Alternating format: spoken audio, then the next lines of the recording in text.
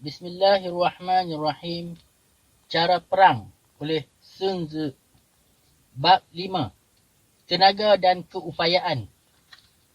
Sun Tzu berkata, mengawal sesebuah pasukan yang besar adalah sama sahaja prinsipnya dengan mengawal sesebuah pasukan yang kecil.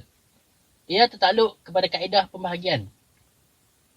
Bertarung dengan musuh yang ramai di bawah seliaan kau sama sahaja dengan bertarung dengan musuh yang sedikit. Ia adalah tentang menggunakan tanda serta isyarat.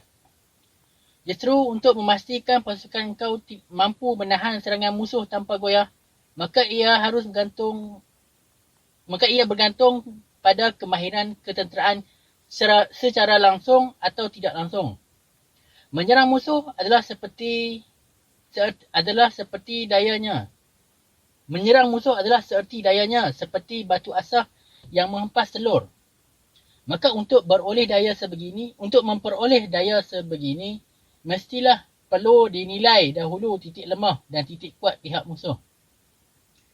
Dalam sebarang pertempuran, kemahiran ketenteraan secara langsung digunakan untuk bertempur. Tetapi kemahiran ketenteraan secara tidak langsunglah yang dapat menjamin kemenangan. Justru itu, jika kemahiran ketenteraan secara tidak langsung dilakukan dengan begitu berkesan, dayanya seperti langit dan bumi yang tidak akan pernah habis, mengalir seperti sungai, seperti matahari dan bulan. Mereka saling berganti-gantian dan bermula baharu, seperti keempat-empat musim. Mereka akan berlalu dan muncul kembali. Tidak ada lebih daripada 5 not muzik yang wujud. Tetapi gabungan dan kombinasi 5 not ini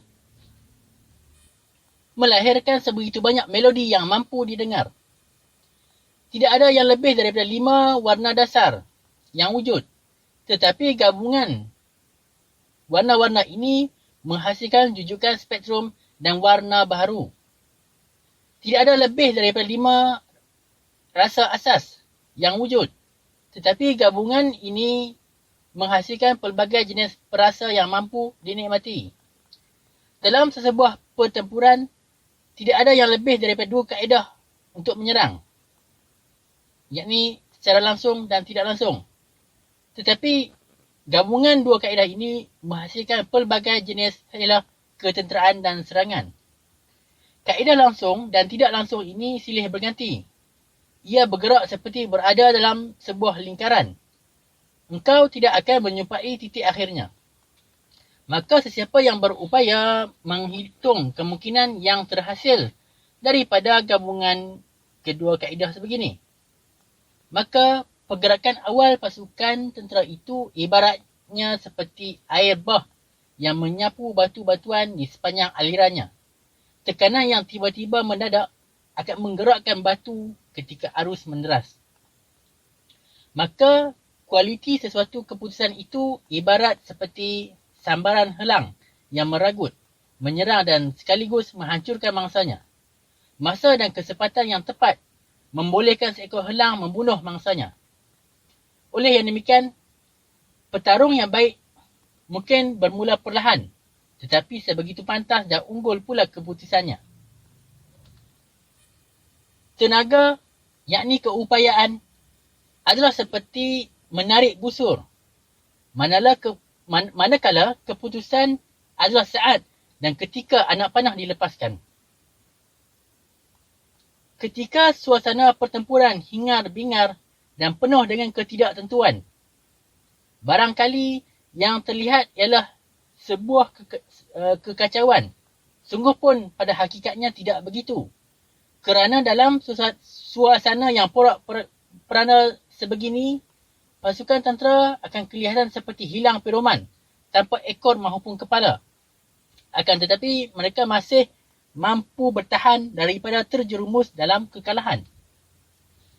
Kekacauan yang dilakukan secara berpura-pura ialah satu bentuk disiplin yang sempurna. Ketakutan yang ditunjukkan secara berpura-pura ialah satu bentuk keberanian.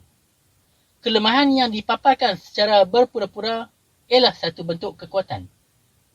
Menyembunyikan aturan baik di sebalik sebuah kekacauan ialah perihal pecah bahagi. Menyembunyikan kebenaran dengan menunjukkan kekuatan, menyembunyikan keberanian dengan menunjukkan ketakutan ialah perihal keupayaan yang terselindung. Menyembunyikan kekuatan dengan menunjukkan kelemahan ialah perihal rancangan taktikal. Maka mereka yang handal akan membuatkan pihak musuh itu bergerak di bawah telunjuk kepura-puraannya. Maka musuh bertindak sebagaimana yang dilihat dan dirasakan mereka.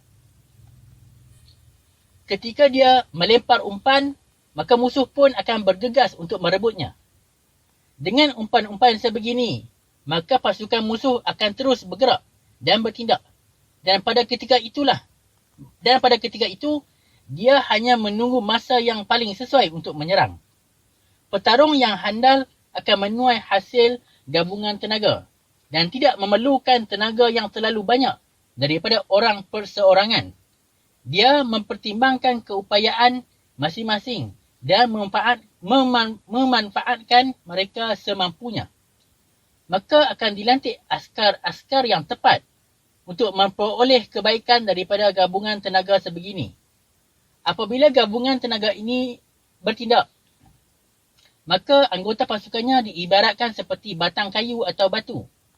Sememangnya sifat kayu dan batu pada tanah mendatar tidak akan bergerak. Hanya di tanah curam, batang kayu dan batu ini bergerak. Dan jika ia berbucu empat, maka ia tetap tidak bergerak. Akan tetapi, sekiranya ia berbentuk bulat, maka tergolek-goleklah ia. Justru itu, tenaga yang terhasil daripada petarung yang baik menyemai momentum seketul batu yang bulat ketika ia merusuh turun dari puncak sebuah gunung yang beribu-ribu kaki tingginya. Maka inilah halnya berkaitan dengan tenaga serta keupayaan.